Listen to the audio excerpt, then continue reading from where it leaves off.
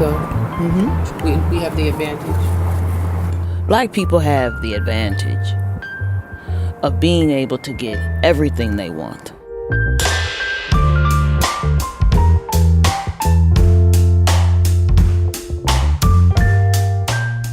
Well, I want to get the elephant out of the room. Yeah. And most people will say Shane Harris is an ambulance chaser. Mm-hmm. He's a media whore, Right. a picture opt diva. Yeah. Well, Everywhere you go, people want to know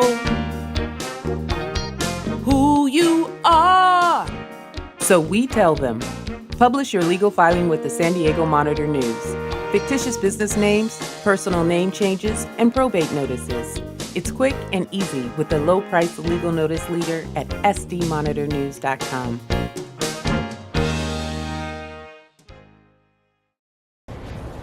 I mean, I just happen to know that what comes with great responsibility, especially when you're trying to always bring attention.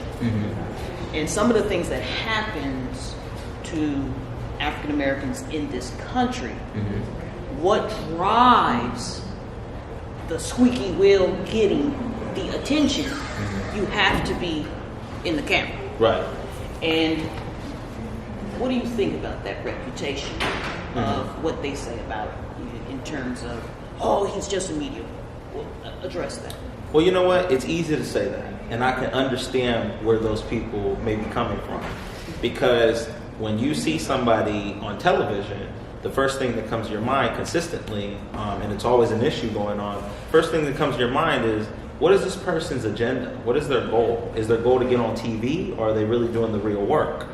But people often see the person on television, but they don't know the behind-the-scenes work that it takes to get to television. If you've ever seen me holding a press conference with a family that has been dealt an injustice, they don't know the meetings, they don't know the money maybe that was poured in to that family, the immediate resources that was needed, that the family reached out, and then they don't know that we're holding a press conference with the attorney, and they don't know that we help bring in attorneys for the families to interview to decide who they want to go with, or even if it's just a client or an individual. So, I can see easily how the perspective would be, especially when you see somebody consistently on television, like I am, that this is an ambulance chaser. But I would remind people that we are the ambulance. I am the ambulance. When people call me, You do need an ambulance. Yeah. When someone something happens. When something happens, and to make the correlation with what you do. Yeah. Synonymous with something like that. And I think that in previous, like Al Sharpton's and Jesse Jackson's and Dr. King. Yeah. Malcolm. I mean, people Right, forget.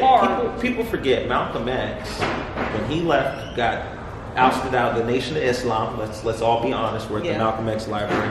He was ousted because Malcolm X was beginning to talk about things within his own organization that were true, that were biased to what they said they stood for, and he was ousted because of that. And what eventually happened was that Malcolm X became a television module. He was criticized and called an ambulance chaser, and he's just doing this for publicity and all these things.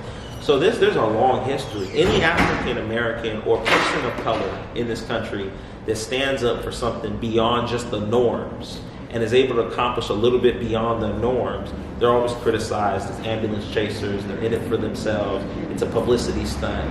I mean, even yesterday, Robert Frederick Smith, who I've known for a while now, he's a billionaire.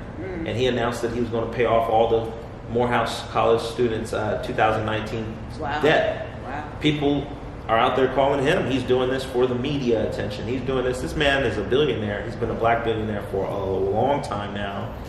He's never been in the media. Media is asking, who is this guy? But it's also always slanted as a media stunt. Yeah.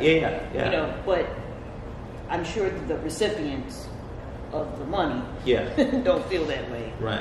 So my commitment is to the people that reach out.